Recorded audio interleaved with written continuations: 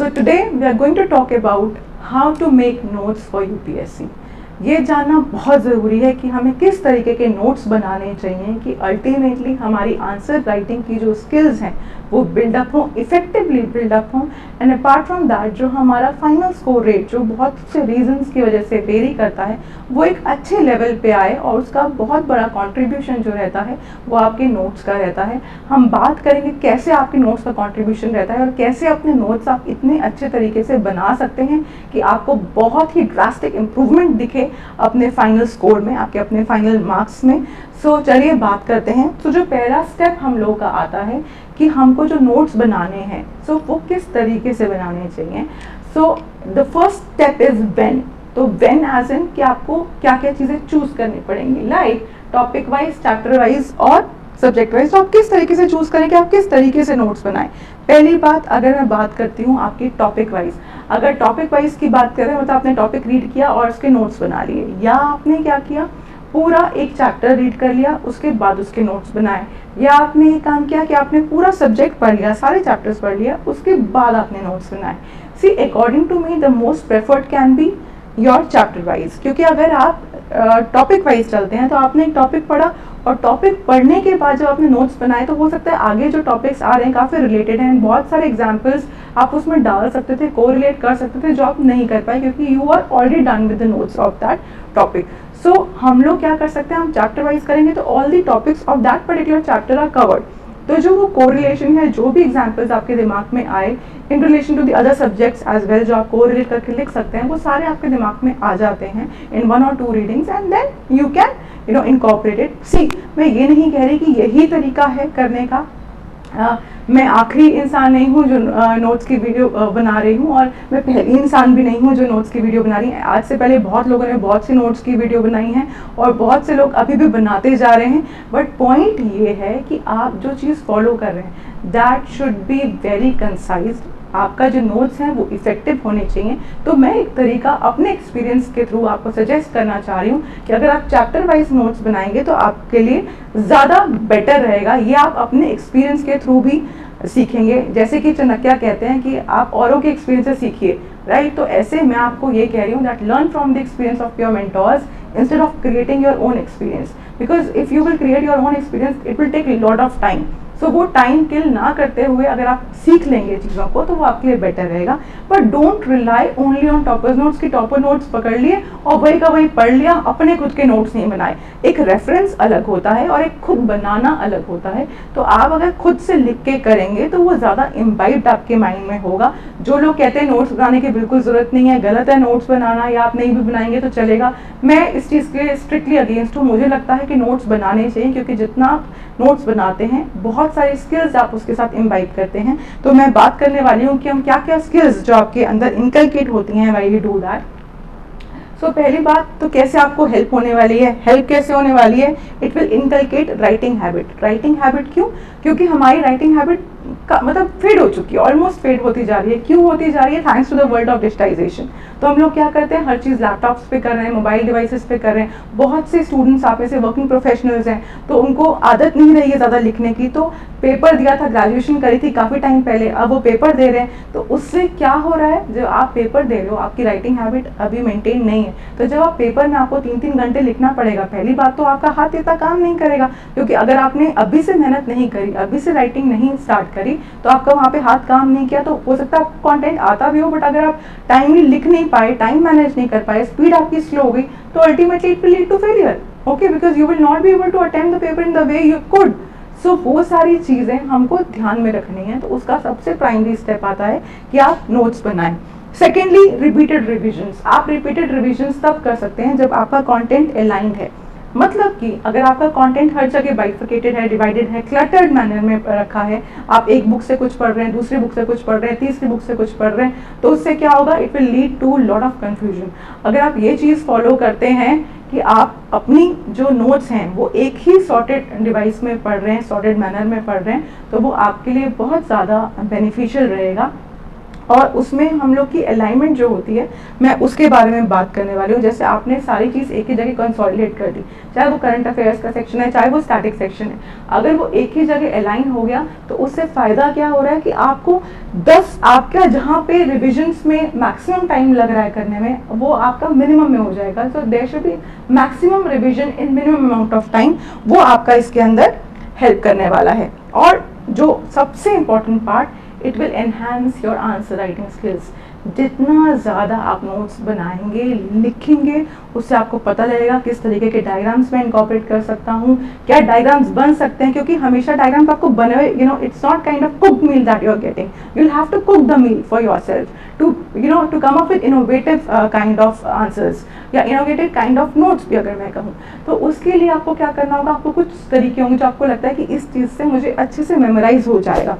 तो अगर आप अपने खुद के डायग्राम बनाएंगे तो वो आपके लिए और भी बेनिफिशियल होगा। तो कुछ तो सेट ऑफ डायग्राम्स जो जिन लोगों को नहीं पता डायग्राम्स किस तरीके से बनाते हैं, तो ऑलरेडी मेरी वीडियो है उसके ऊपर रोल ऑफ डायग्राम्स की, आप उसको जाके रेफर कर सकते हैं। उसमें मैंने हर तरीके के डायग्राम के बारे में बात करी हुई है, चाहे 2 टियर, चाहे 3 टियर, चाहे वेन डायग्राम्स, चाहे ग्राफ्स, तो वो आप रेफर कर सकते हैं। तो वो आपको एक एडेड एडवांटेज देगा आपके नोट्स में, क्योंकि आपके जो नोट्स आप बना रहे हैं उसमें आप वेराइटी ऑफ डायग्राम्स यूज़ करें इंस्टेड ऑफ रिपीटेटिव डायग्राम्स, वो भी एक आपकी क्वालिटी बढ़ाता है। बाकी नोट्स आपके ऐसे होने चाहिए जो आपको समझ आ रहे हैं प्राइमरीली। ऐसा नहीं होना चाहिए कि आपने नोट्स बनाए हैं और वो नोट्स आप इस तरीके से बना रहे हैं कि आप एक और बुक छाप रहे हैं, बुक में से बुक छाप रहे हैं। You should not make a book out of a book, right. तो आपको वो बुक नहीं लिखनी है, आपको काम क्या करना है कि आपको नोट्स बनाने हैं जो आपको ईजिली आपको रिकॉल कर पाएँ आप उस चीज़ को, और आप अच्छे से अपना पेपर अटेम्प्ट कर पाएँ। तो उस चीज़ के लिए आपके लिए इम्पॉर्टेंट है कि जो भी आपने कोड यूज़ करें वो आप खुद समझ पा रहे हैं। ऐसा नहीं होना चाहिए कि आपने जो भी कोड यूज़ करे, जो भी आपने एग्जाम्पल्स, शॉर्ट फॉर्म्स यूज़ करी हैं, आप बाद में 2-3 महीने बाद आप खुद ही भूल गए कि आपने वो क्या किया था। ऐसा नहीं होना चाहिए। अगर आपको ऐसा लग रहा है तो थोड़ा सा आप फिर इलेबोरेटिव मैनर में करिए, बट हाँ, अगर आप बुलेट पॉइंटर्स यूज़ करेंगे, क्रिस्प मैनर में, कंसाइज मैनर में लिखेंगे तो आपके लिए अच्छा रहेगा। वो भी वैरायटी होती है, लाइक आप इलेबोरेटिव मैनर में लिखेंगे और एक माइक्रो नोट्स आप बना सकते हैं। उससे क्या होगा कि अगर आप स्लिप्स आगे लगा लेते हैं या आप इंडेक्स क्रिएट कर लेते हैं कि इसके अंदर ये चीज़ें, एंड एक क्विक जिस्ट अगर आप उसका डाल देते हैं तो आपको रिवीजन के टाइम पे बहुत ज़्यादा रेफर नहीं करना पड़ेगा। मैं तो इनफैक्ट रेकमेंड करती हूँ जो आपके नोट्स बने हुए हैं ना, उस पर पेज नंबर ज़रूर डालिए।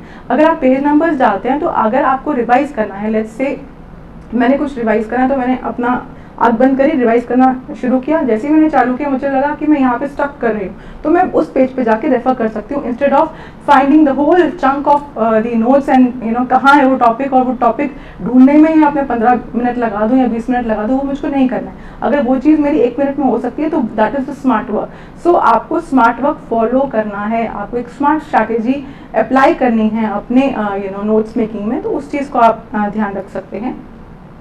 सो जैसा कि मैंने कहा कि टॉपर्स के नोट्स पे खाली रिलाय मत करिए, मतलब आप ये मत सोचिए कि मैं टॉपर्स के नोट्स से पढ़ लूँगा। हर एक ने, अगर जो भी टॉपर्स रहे हैं तो उन्होंने अपने अकॉर्डिंगली नोट्स बनाए हैं, तो आप अपने अकॉर्डिंगली नोट्स बनाइए।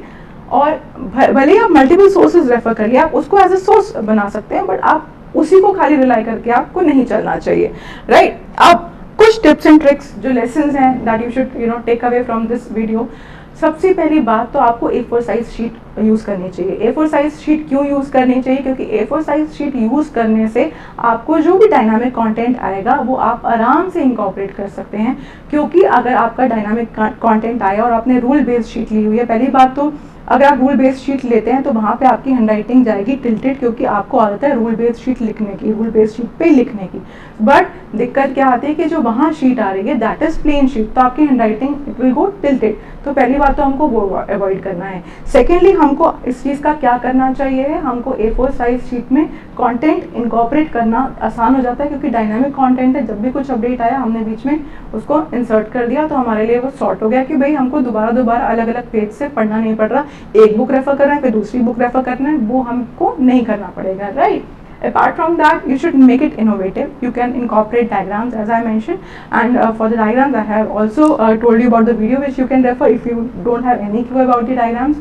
उसके अलावा अपने सिलेबस और प्रीवियस ईयर क्वेश्चन पेपर्स को साथ में रख के पढ़िए, ताकि आपको पता होना चाहिए कि कौन से टॉपिक ज़्यादा इंपॉर्टेंट हैं, और आप वहाँ पे अपने कुछ सिंबल्स यूज़ कर सकते हैं जो इसकी इंपॉर्टेंस को रिफ्लेक्ट करेंगे। ऑलराइट, अगर जैसे मैं अपनी बात करूँ तो मैं कई जगहों पे कुछ हैश वगैरह कुछ साइन लिखती थी कि ये बहुत ज़्यादा इंपॉर्टेंट है, या स्टार लगा देती थी।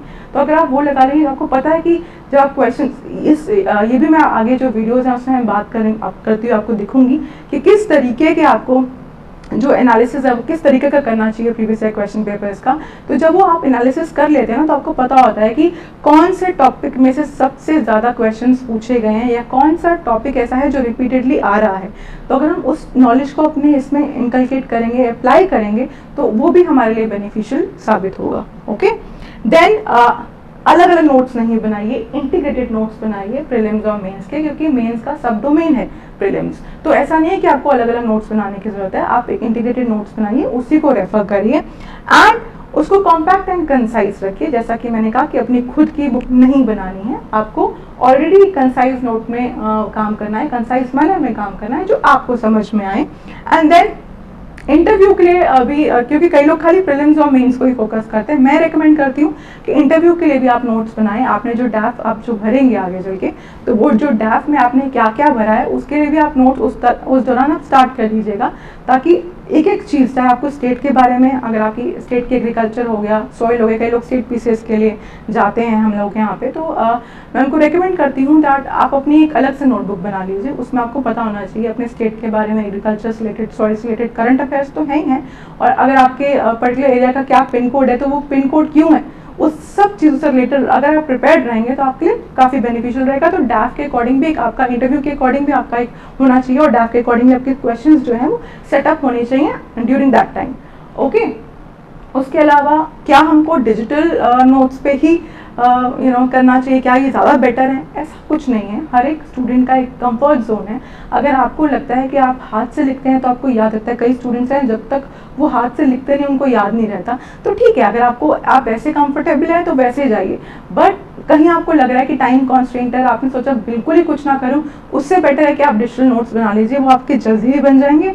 और अगर जब आपके वो जल्दी बन गए, उसका फ़ायदा ये है कि आपने उसका प्रिंट आउट लिया और प्रिंट आउट करके आपने उसको पढ़ लिया, बट एटलीस्ट आपने नोट्स बनाए जहाँ पे आप मल्टीपल सोर्सेज ना रेफर करते हुए एक set of consolidated form of notes हैं आपके पास, जो एग्जाम के टाइम पे खाली वही पढ़ना है और आपको वहाँ जाके लिख के आ जाना है। तो वो चीज़ आपके पास हैंडी होनी चाहिए है, दैट्स वेरी इंपॉर्टेंट। ओके, तो अगर आप चाहे करंट अफेयर्स के भी नोट्स बना रहे हैं, क्योंकि वो तो सेक्शन, उसका आप अलग मेरा वीडियो आप देखेंगे कि करंट अफेयर्स के अलग अलग सेक्शन से कैसे कैसे नोट्स बनते हैं, वो तो हमने बात करी ही हुई है। और हमें ये आइडियली देखना है कि आपको इन चीज़ों को क्लब कैसे करना है, तो आपको अपना स्टैटिक और डायनेमिक कंटेंट कैसे साथ में लेके चलना है। तो जो उसका बेस्ट तरीका है वो आपकी है A4 साइज शीट्स, उसी में आप काम करिए। एक तो आपकी हैंड राइटिंग उसमें टिल्टेड नहीं जाएगी at the time of your final examination, and secondly आपका फ़ायदा क्या होगा कि जो भी उसमें आपके एडिशंस हो रहे हैं वो एडिशंस आप बड़ी आसानी से कर पाएंगे। तो ऐसा कोई रूल नहीं है कि जो डिजिटल नोट्स हैं वो बेटर है। सी आजकल जो वर्ल्ड है वो मूव कर रहा है टुवर्ड्स डिजिटाइजेशन, तो मोबाइल डिवाइसेस से स्टूडेंट्स फ्रेंडली हो रहे हैं, तो ये भी आता है कि हाँ, इसलिए वो लोग नोट्स बना पा रहे हैं। जो लोग कंफर्टेबल नहीं है वो अपने हैंड रिटन नोट से बिल्कुल बेझिझक चलिए और उस तरीके से आप प्रिपेयर करिए। और अगर आप कंफर्टेबल दोनों से हैं तो आपको अपनी टाइम कन्वीनियंस के हिसाब से दोनों का ऑप्टिमम यूज़ करना रहेगा। That's all. और अगर आपको कोई भी डाउट्स हैं नोट्स से रिलेटेड, ऐसे राइटिंग से रिलेटेड, आंसर राइटिंग से रिलेटेड, कुछ भी डाउट्स आपके पास हैं वो आप कमेंट सेक्शन में डालिए। पहली बात तो जिन लोगों ने सब्सक्राइब नहीं किया है वो सब्सक्राइब करिए और बेल आइकन को जाके प्रेस करिए, ताकि आपको लेटेस्ट जो भी इन्फॉर्मेटिव वीडियोज़ में आने वाली हूँ, ला रही हूँ कंटेंट, वो आप जल्द से जल्द उसको ग्रैब कर पाएँ, उसको यूटिलाइज कर पाएँ और अपना स्कोर इम्प्रूव कर पाएँ। एंड अगर आपको अभी भी आपको कुछ भी चाहे मैं इस वीडियो की बात करूं या कोई भी और जनरल टॉपिक है जिसके बारे में आपको doubts relate to UPSC, please put in the comment section. I will definitely come up with a video. I will keep a close check on the comments and आपको जो भी डाउट्स और queries होंगी उनका डेफिनेटली एड्रेस होगा। Thank you.